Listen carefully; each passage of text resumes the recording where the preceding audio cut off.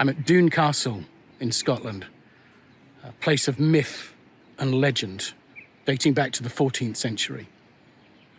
Also a place of TV productions. Part of Game of Thrones was filmed here, as was Outlander, most famously of all, Monty Python and the Holy Grail. Now, when it comes to leadership, is there a Holy Grail?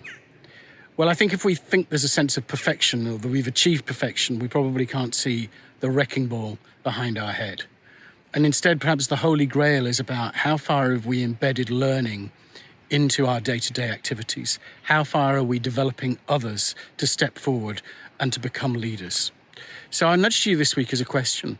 How far are you along the journey to the quest of leadership? How far have you succeeding in embedding learning as a day-to-day activity and developing others to become future leaders?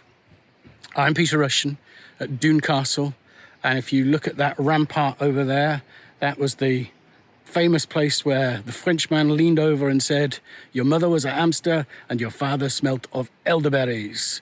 And that is your nudge for this week.